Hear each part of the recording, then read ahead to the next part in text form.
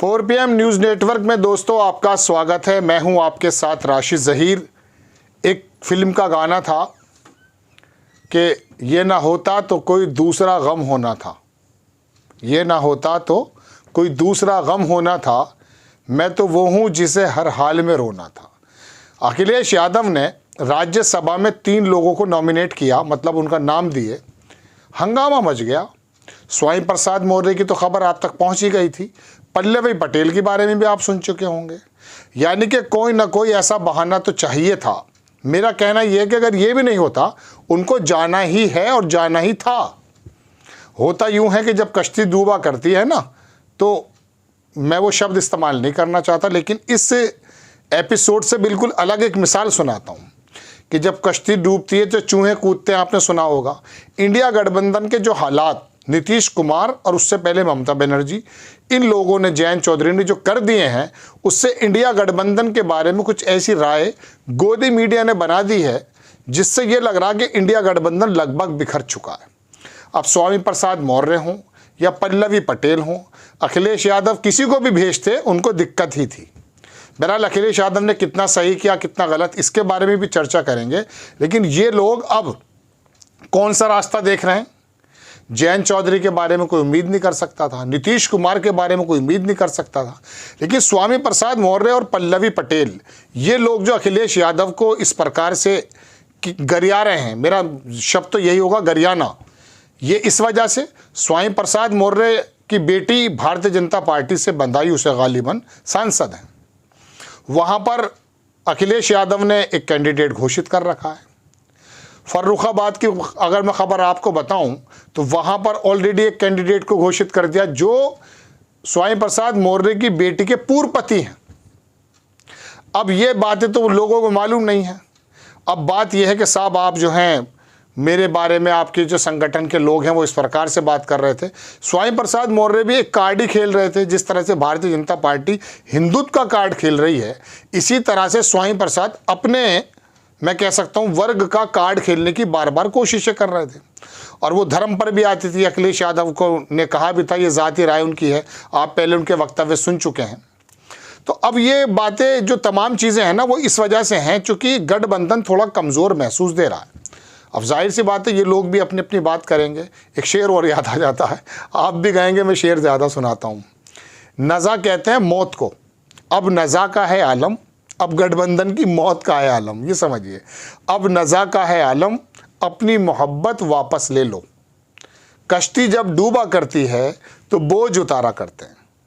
बहरहाल ये लोग किस तरह से कूद करके कहाँ जा रहे हैं? स्वामी प्रसाद मौर्य, मैं समझता हूँ कि भारतीय जनता पार्टी में तो जा नहीं पाएंगे, क्योंकि वो पहले इस प्रकार की धार्मिक टिप्पणी कर चुके हैं।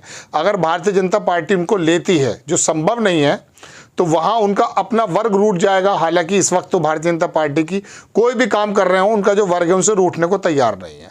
अब आते हैं पल्लवी पटेल, वो भी अपनी माता जी के बारे में, अपना दल का मेरा वादी से हैं वो, और वो याद होगा केशव प्रसाद मौर्य को हराया भी था। तो ये लोग कुछ भी हैं, इनको दिखाई ये दे रहा है कि अखिलेश यादव या इंडिया गठबंधन थोड़ा कमज़ोर है। इस वजह से हमें अपनी अपनी सीटें बचानी है, अपनी अपनी राजनीति बचानी है।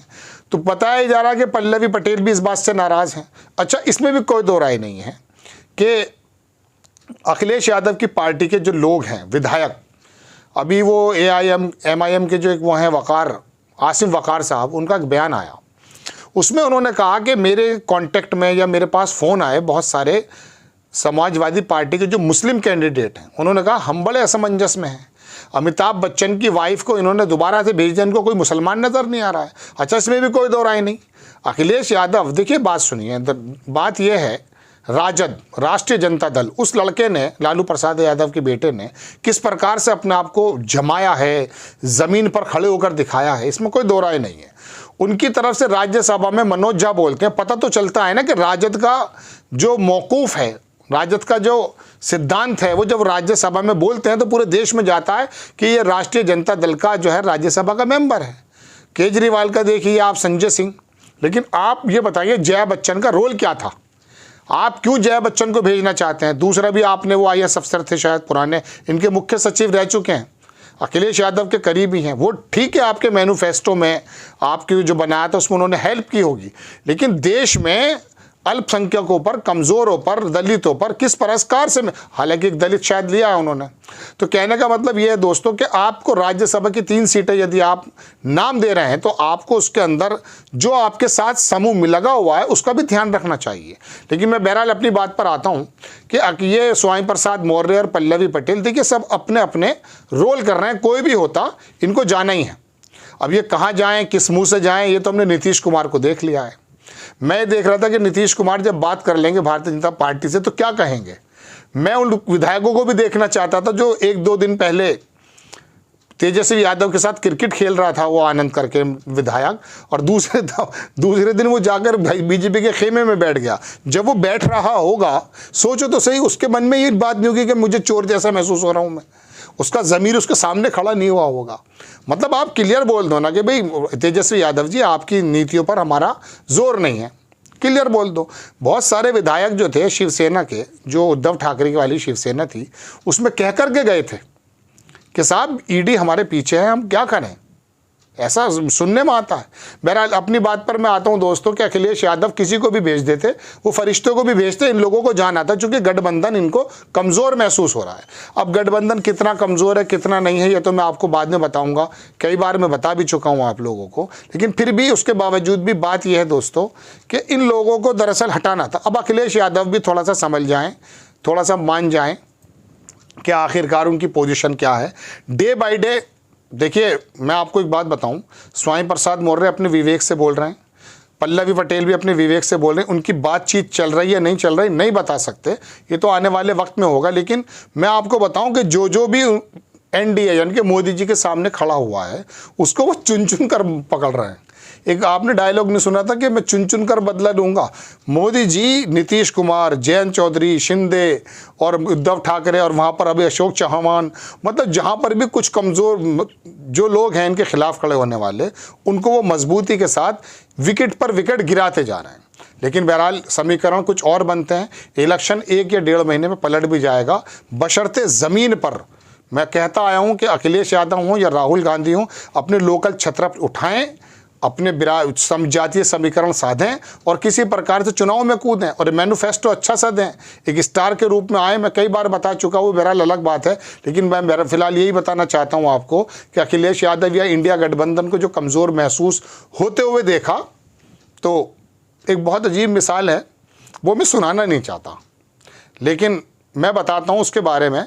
उसमें ये कहते हैं कि वो भैंस ब्याई, भैंस नहीं होती जिसके ऊपर बड़ा झगड़ा चल रहा है साहब, भैंस ब्याई, तो एक मिसाल है कि फला छोटे से जानवर ने भी वो वाली एक्टिविटी शुरू कर दी। ये मैं बताना नहीं चाहता, लेकिन मैं बताना चाहता हूँ कि होता यही है, जब वो जहाज़ डूब रहा होता है तो इस तरह से काम होते हैं। लेकिन ये जहाज़ इन्हें डूबता हुआ नज़र आ रहा है। एक शेर है बहुत पुराना, वो भी मैं आपको बता देता हूँ। ये लोगों को नज़र आ रहा है कि समुंदर कर रहा था मेरी कश्ती का तवाफ़, समंदर कर रहा था मेरी कश्ती का तवाफ़, लोग समझ रहे थे मेरी कश्ती भंवर में है। राहुल गांधी जिस प्रकार से चल रहे हैं, ये मैं अगले एपिसोड में आपको बताने जा रहा हूँ, बने रहिएगा। मैं आपको बताऊंगा उसके अंदर के सोनिया गांधी राजस्थान और साउथ में राहुल गांधी और इधर जो रायबरेली में प्रियंका गांधी आ रही है उससे क्या समीकरण बनने वाले हैं। ये लोग जो सोच कर जा रहे हैं ना, ज़मीन पर कुछ और ही हालात होने वाले हैं, क्योंकि किसानों के MSP को भी समर्थन दे चुके हैं राहुल गांधी। अभी बहुत करवटें बदलेगा ये चुनाव, आप देखिएगा। इसके अंदर तो दरअसल आप और हमारी कोशिश और दुआ ये होनी चाहिए कि जो देश के लिए, जो देश की अखंडता के लिए, जोड़ने के लिए, आपस में भाईचारा पैदा करने के लिए जो व्यक्ति उपयुक्त है उसको हम अपने देश की बागडोर दें।